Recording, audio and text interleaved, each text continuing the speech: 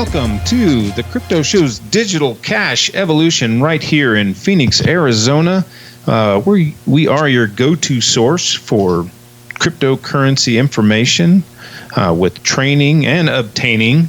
We've got Doug in studio. How are you doing today, Doug? Doing great. Excited to talk about some crypto today and get some people informed.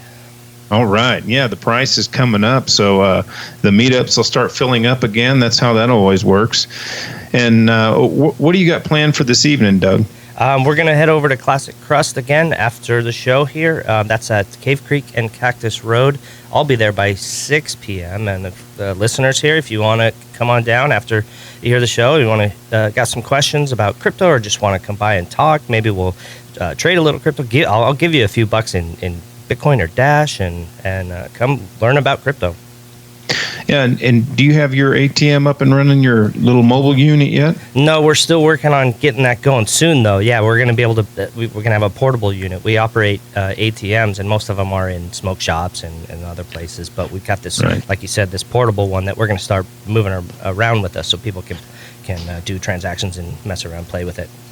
Yeah, and also I've got Chuck Williams, my other co-host, who's going to be co-hosting another show with me on the Bloomberg Network coming up, and he's here with us. We're decentralized, just like cryptocurrencies are. We're in Denver, Colorado area right now, and glad to be here, Danny. Thanks for having me, man. And the thing is, I think we should just go ahead and go home now. Hang this up. Let's kill the show because, well, Bitcoin's dead, right? Yeah, it's actually died 306 times according to BitcoinObituaries.com. What? Bitcoin has died 306 times. That's more than The Walking Dead. Right? Yeah. So and the stock markets, man. Like, how has Bitcoin done compared to the traditional stock markets? Well, I was just looking at it the other day, and the stock market, when it hit its peak in the dot-com bubble, it was at 6.7 trillion, and this last run-up that we had only peaked out at about 795 billion, which is about 0.8 trillion. So, and now we're down to less than that. Like, the whole cryptocurrency market is about 289 billion. So we got a long way to go before we even match what the dot-com bubble was. And that's not even including today's inflated dollars. Right. But so how does that compare overall to the traditional stock markets? Well, looking at that comparison, it's very small. It's just a blip on the radar. If you compare them side by side, the stock markets are there's a lot more going on in stock markets, and the cryptocurrency is a nascent baby industry by comparison. Stock markets is, I think we're going on 100 years old, a little over 100 years old, not too long ago. And, the cryptocurrency market started with Bitcoin. That was the first of now, 1,500 now? Over 1,600, running on 1,700 cryptocurrencies and tokens. And, we're only 10 years in now. So. And think about how when you're investing in stocks, think about stock prices are going to be limited to the amount of earning potential of a company. So, the larger stocks we know of that are up in the 800s or 1000s for their price, that still has kind of a barrier, a peak at least I should say, that Google, Apple, whatever, they can't.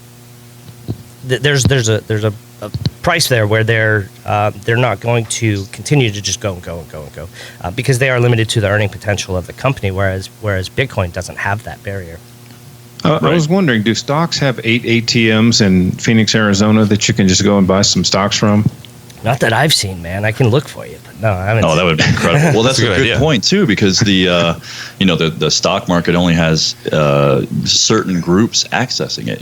Those who are investors, those who are accredited, those who are involved in the stock market. But cryptocurrency is available for anybody. It's like a penny stock that your 4-year-old.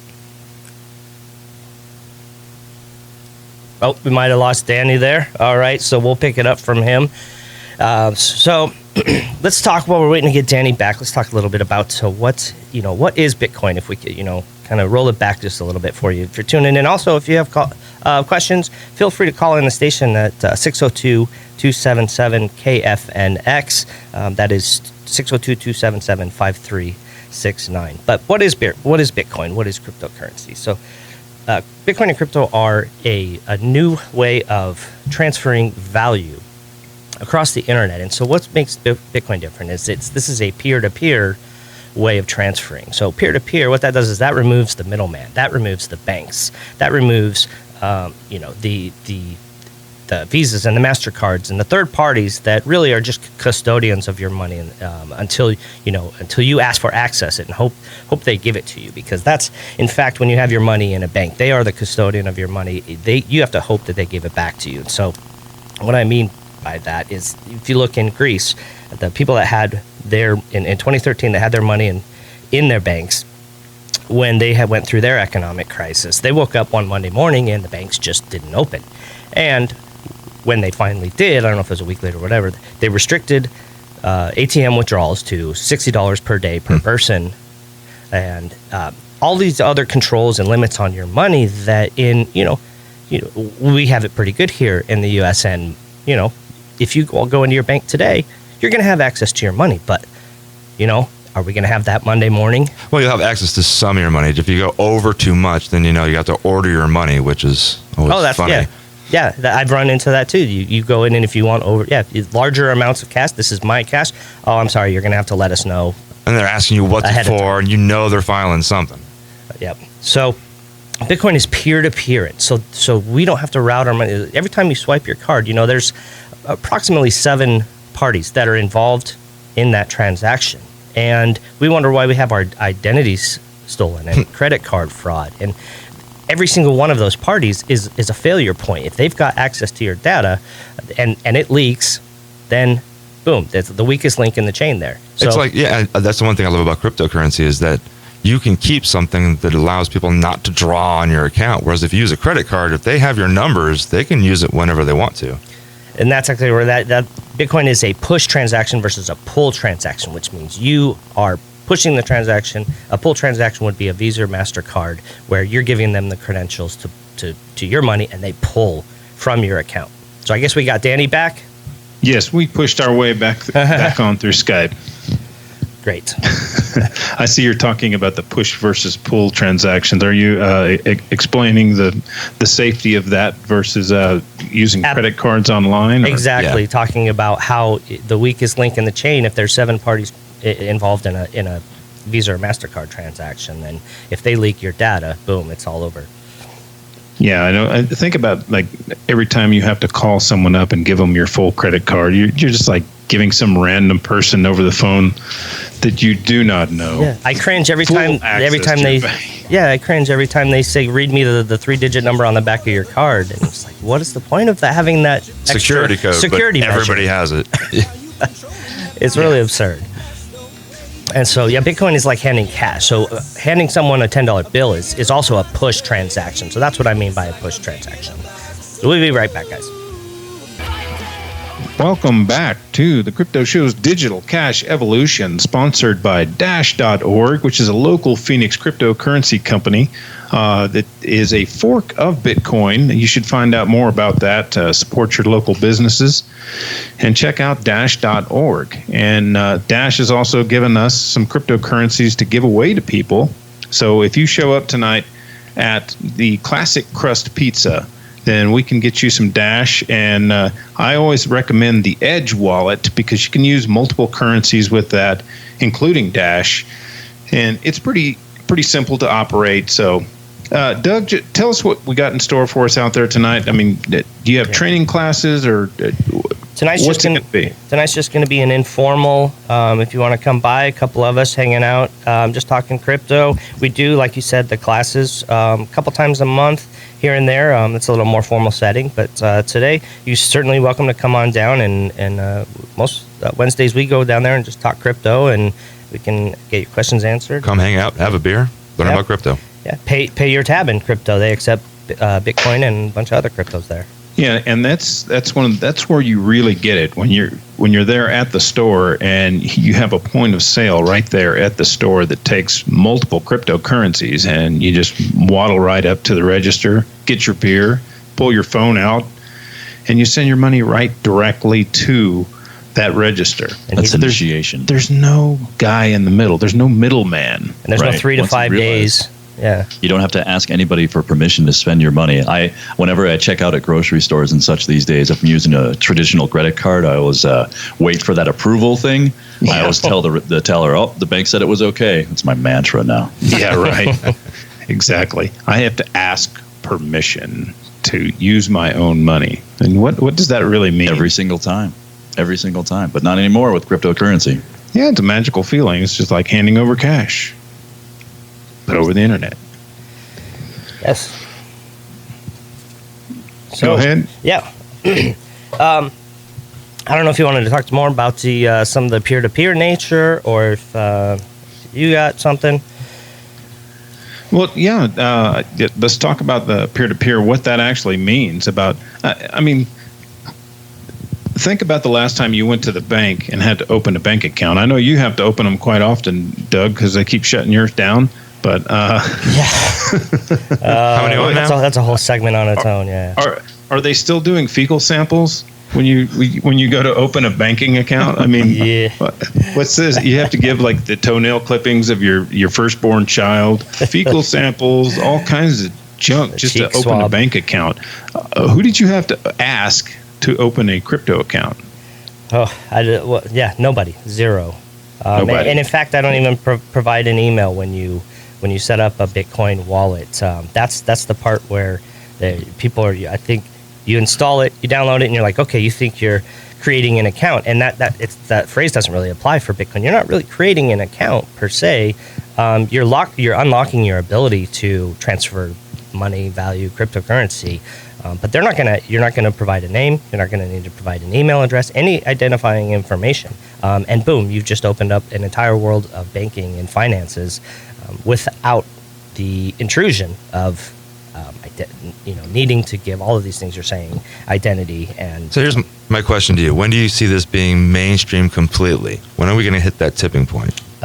More than 1 year and less than 80. It is so difficult to predict this kind of this growth pattern and the adoption. It's happening slowly. We know there's more places that accept it today than last year at this time, and so on. But What do you think, Danny? But there are some metrics we can look at. I've been in the software development industry for a couple of decades, and Bitcoin is software at its core, and adoption curves, because it's pseudonymous, it's really hard to know how many individuals are actually signing up.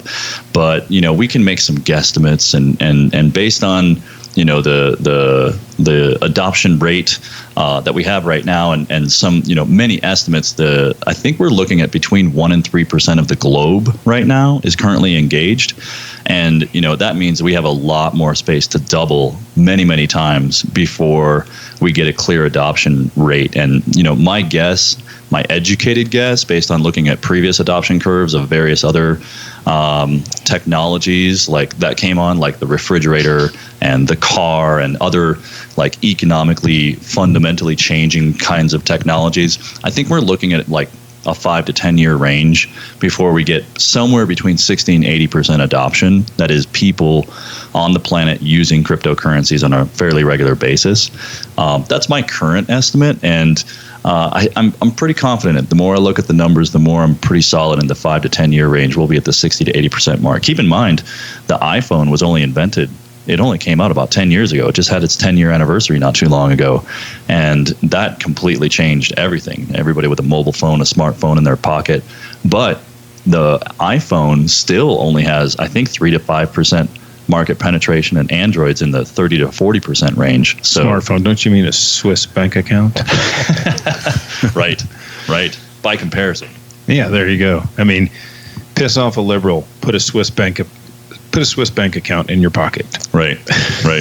And it's even better than Swiss because nobody has to know who you are. You don't have to physically show up. You don't have to give them anything to get that account. Now, I always say for anybody who's setting up a cryptocurrency wallet, the most important thing that I think people are going to need to learn is to protect your private key. That's the number one thing that you need to learn about, is your private key and protecting that private key for most of the valuable cryptocurrencies. Hey, Doug, walk us through when you meet new users at your classes or at the ATMs. How do you go about setting them up with the wallet? what we do is what I've done is on the back of my business card, I have space for you to write down the information for your private key. And then I actually carry around a laminator in my car and laminating pouches, and we'll pull it out and we'll say, all right, here, we're going to set up your wallet, and before we do anything, let's get it secured. Let's get your backup safe. So I'll give them a moment to take the back of the card and write down the information for their private keys. They give them the laminating pouch, and then it's kind of like it's an engaging, active experience, and they can go over to the laminator and feed it through and pull it out, and now they've got this almost like a little card there they can put in somewhere safe. I'll give them 2 copies so that they can keep one at home, and then one that's I recommend a secondary location that's safe from fire, flood, whatnot, so then they've got that. Chuck, you're exactly right. That's like that's number one thing. The first thing I approach with them, and so we get there secured, and then we say, okay, now we move on to the fun stuff.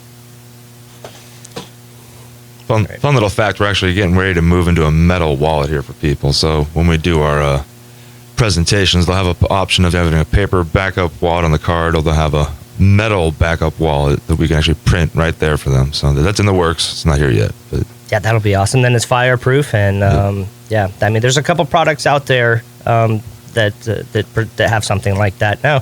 We're going to come out with something our own that we'll tote around with us. Oh, and we looks like we lost Danny again, man. He's over there having fun in Denver. yeah, he is. or was it Denver? Wherever it is. I wanted to also talk about the idea that this is our permissionless. We don't have to ask permission to do this. Okay, so what is that? Other reasons why that's so important. Oh, we got Danny. Hey, Danny. Hey, man. I think we've been using Hardline. I think we're going to stick with Wi-Fi now. Okay. All right, perfect. But I think what I was trying to get at also, Doug, was like from the moment you tell somebody to go to the Play Store or the iOS, how long is it before they have a wallet on their phone and they're actually in the position to receive cryptocurrency?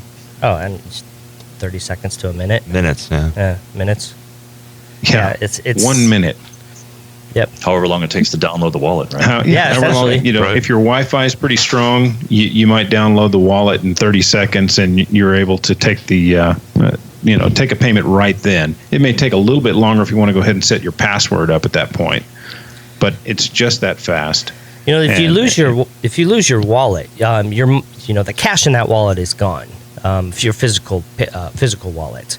If you lose your phone that has your crypto wallet, as long as you have that backup that we prepare for you, you can actually recover your digital cash. And so, I mean, that's one of the many things over physical cash that Bitcoin has over cash. Provided you secure your phone too. Right. Yeah. What about like some of the advantages of shopping? Some of the things that are out there where you can actually save money. I mean, let's really get people interested in things like Purse.io. Saving merchants 20 to 40% at Amazon. Yeah, if you go online, you'll find lots of merchants are incentivized to give you discounts because they want to accept cryptocurrency as well.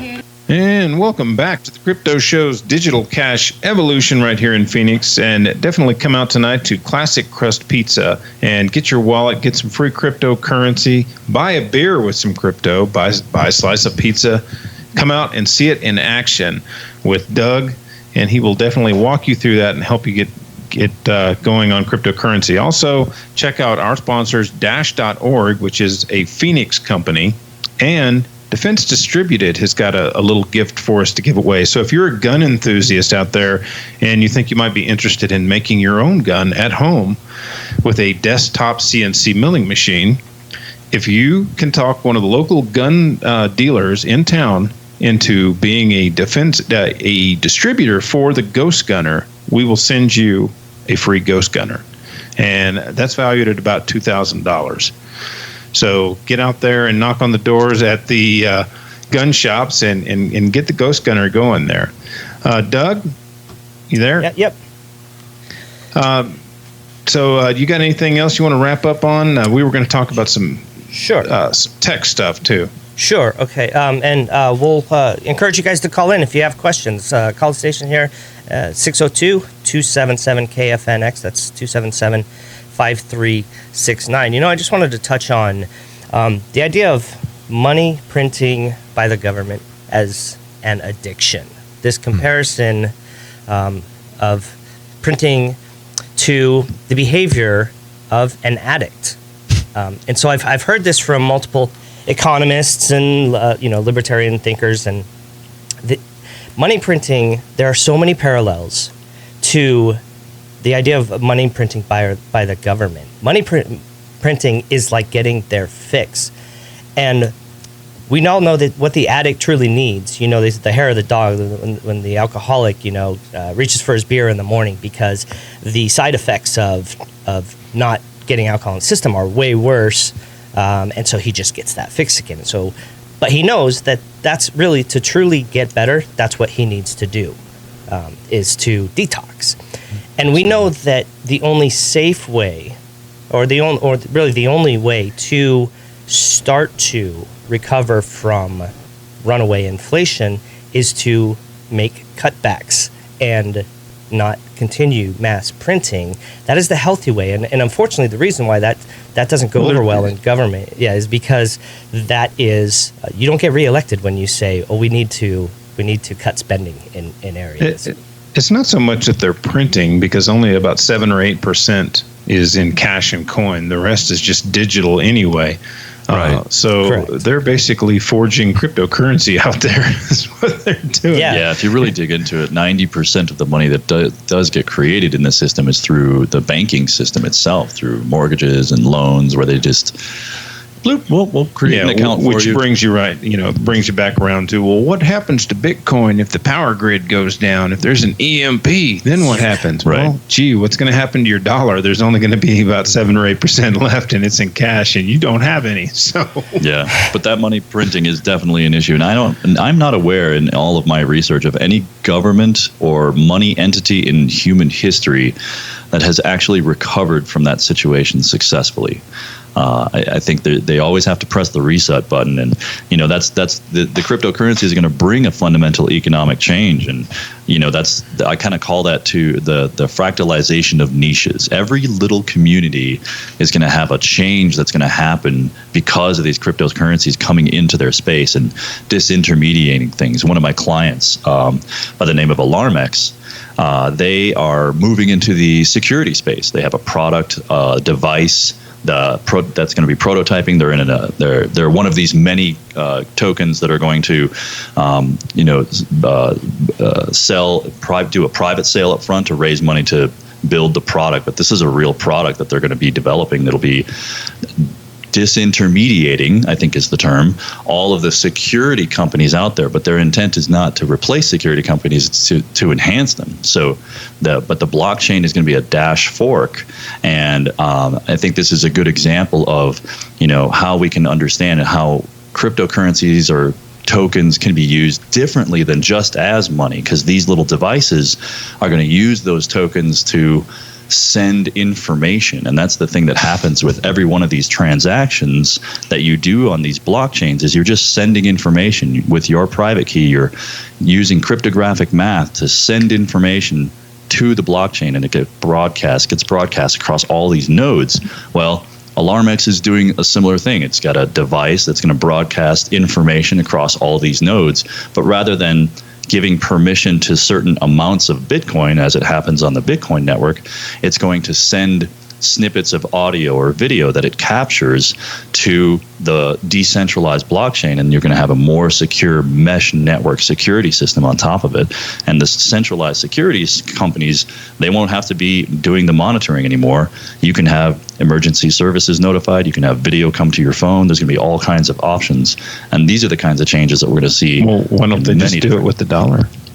See, you can't. It's just not fast enough. It's not secure enough. And because it's going to be a dash fork, this is going to give people an opportunity to own a masternode in addition to their security system and basically pay for their own security with the ownership of that masternode. But with $1, if I put $1 in, they get to make 10 more for me, right? That's true. Yeah, I love how that works, and we really won't feel that dilution until our grandchildren have to pay the price. Really, I see the dilution every time I go to the grocery store. It's like the stuff is going up and up and up. Yeah, I mean, at a pretty rapid rate. When you get to a certain age, you kind of start to see it. It's like, oh wait, bread wasn't that expensive just even a decade ago, or the milk or whatever you buy. If you're buying groceries for any period of time, it usually takes a decade or two before you feel or see it. $3 bottle of water. Right? Yeah, it's hitting everywhere. It's crazy. Well, and I tell people, like, when you're looking at the Bitcoin price, what you're seeing is not the value of Bitcoin going up necessarily, because there hasn't been any changes, really significant changes to the Bitcoin network. What you're actually seeing is the value of the dollar going down, being recognized in a new stable asset called Bitcoin or cryptocurrency. Right.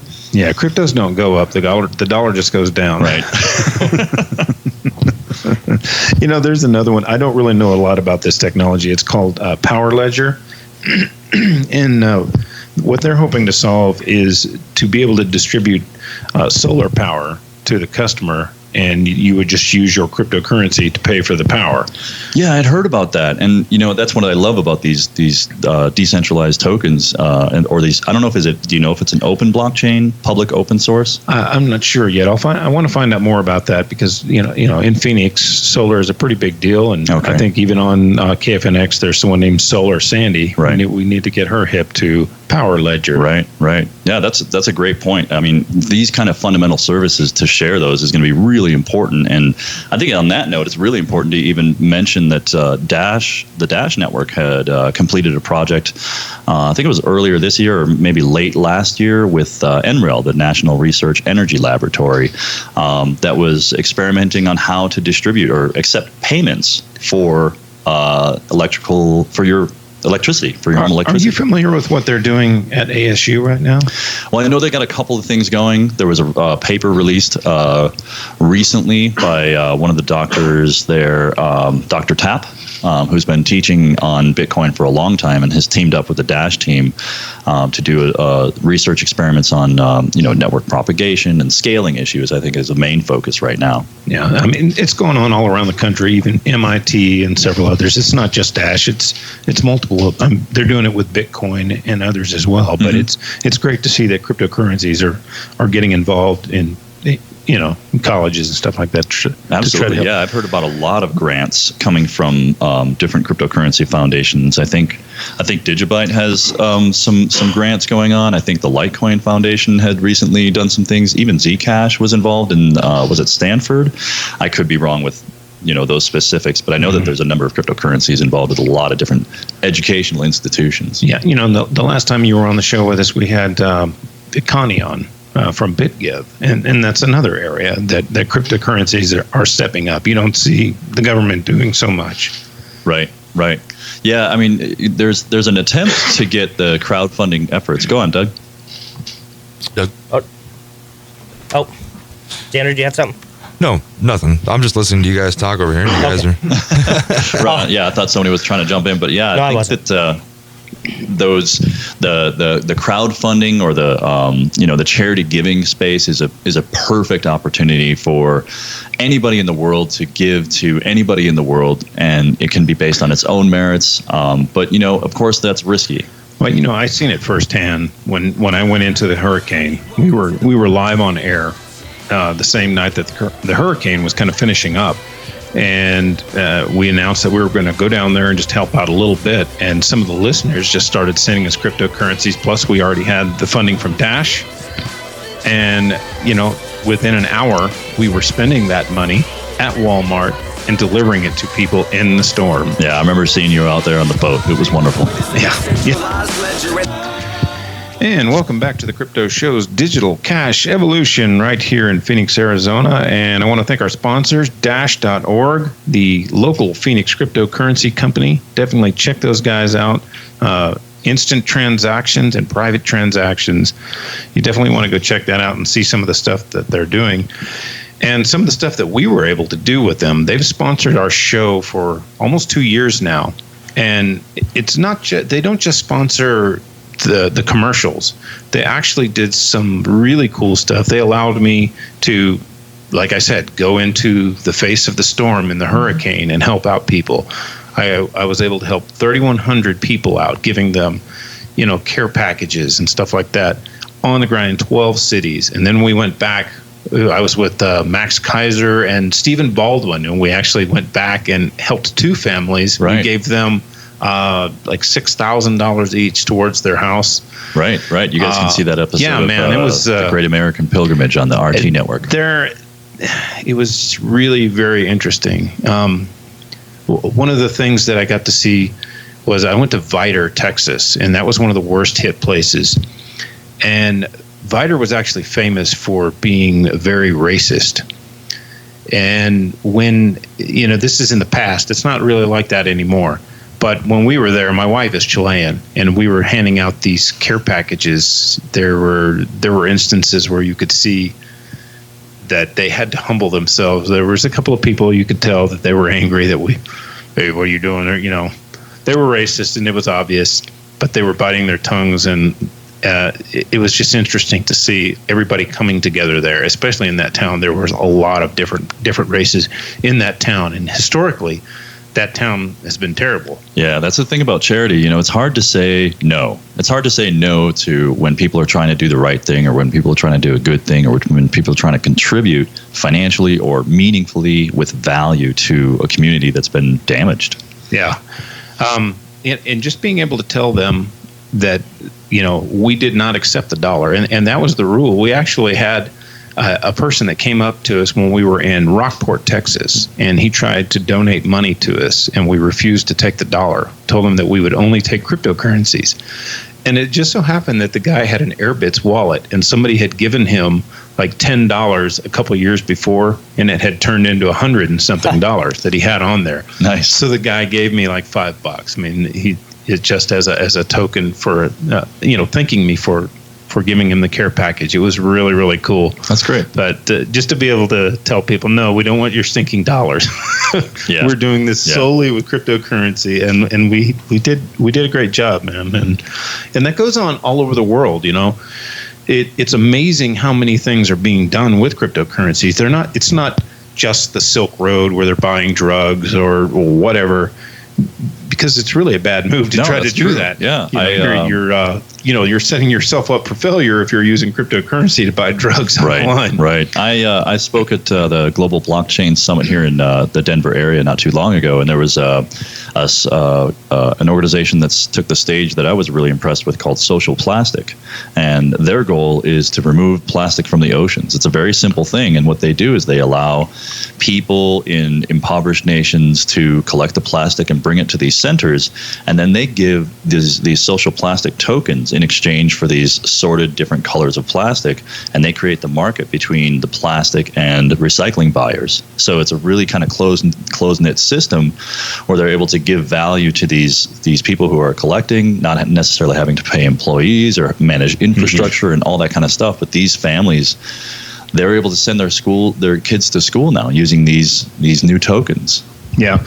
And I was at the Libertarian Convention, and this was a topic that I brought up, and I spoke with, I think, 4 of the different blockchain speakers that they had there. And the topic I brought up was like the morality of money and the ability to pick which money you wanted to use, much like you would go to Walmart and say you don't like that Walmart sells, itty-bitty bikinis to children, so you don't want to shop at Walmart. Right. Well, what about the dollar? If you don't like that the dollar is being spent on war or whatever, or the drug war or anything like that, you can't just stop using the dollar.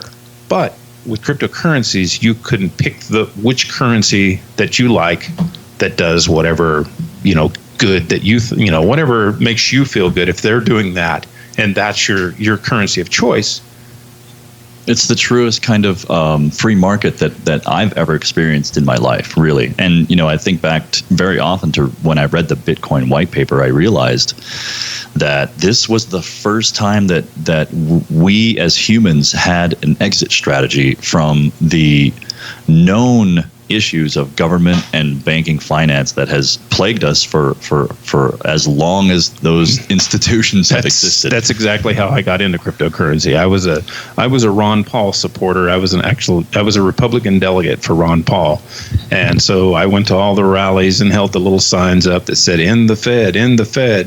Mm-hmm. Well, when I discovered Bitcoin, it's like I don't need to end anything. I can just opt out.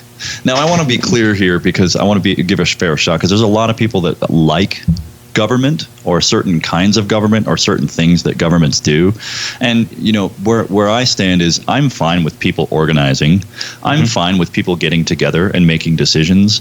But I don't like not having an option to opt out when some of my value is being used for war or murder or things that I have no control over. And, there's a long debate locking here. people in cages for smoking plants. Right. And those who, we can generally call them statists, people who support the strength and power of a state. They say, well, you can vote. This is a democracy. You can change that. But the fact of the matter is, if you look into, for instance, the book Skin in the Game by Nicholas Nassim Taleb, he talks about how politicians don't have to pay the price for their issues, for their mistakes. And it's called transference of risk, right? And in cryptocurrency, you have skin in the game. It's your money. It's your private key. You have to protect it from day one. And every move you make is public on the blockchain. And we need that to get into government. We need that mentality to get into government if we're really going to improve the state of government. On that note, Doug, give us the breakdown on public and private keys and how someone needs to secure that. Okay, so you hear these terms, public key and private key. So your public key, think of it like your email address and a password. So in order to send an email or to receive an email, you've got to give away your email address. And so that's public and freely. In fact, you need to give it to them in order for them to send you an email. But they couldn't send from your email account without your email password. So that's what your public key, private key is. Public key is what you would give to someone, say, if you're sending me value, sending me Bitcoin, whatever. Your private key is what we talked about before. You secure it, put it in a safe location, and that's what you would secure and keep to yourself. And it allows you to recover your funds, your Bitcoin or your cryptocurrency, in the event that you lose your phone or your phone crashes or things like that. And real quick, give us the address and everything for the event tonight so people can come out and meet you to get their wallet set up and get their cryptocurrencies. It's at Cave Creek and Cactus Road, northeast corner strip mall there, northeast of Cave Creek and Cactus Road at 7. Well, I'll be there by 6 p.m. So come on. I think that's great. I think that those kind of community events are really the best opportunities to learn about the crypto, get a feel for it, go through your initiation of setting up a wallet, making your first transaction. That's all you need. Once you do that, you're in. You're a coiner now. And as I say, no coiner becomes a no coiner. Yeah. For those who don't know, no coiners are people who are not into cryptocurrency, as probably most of our audience is. Maybe some of those guys who bought at the peak last time. Yeah. That were brand new. It's painful. That's a painful place. So if you're not able to sell, it's not true. If you're not able to make it out to Classic Crust tonight, go ahead and go to phoenixcrypto.com/ATMs and find one of our ATM locations. You can buy there, and we are also looking for business owners that are looking to host a Bitcoin ATM in the Phoenix area. Yeah, and I would love for everybody to go ahead and check out thecryptoshow.com. Follow our Facebook, Twitter, Instagram, YouTube, SoundCloud, Pinterest. I think we got about 10 others. I don't even know what all we got. The reach of social media. Yeah, phoenixcrypto.com. We're also on Twitter and Instagram at PHXCrypto. And don't forget to get out there to the gun stores and get them to start carrying the Ghost Gunner so you can win one free for yourself. Yeah. Love that Ghost Gunner.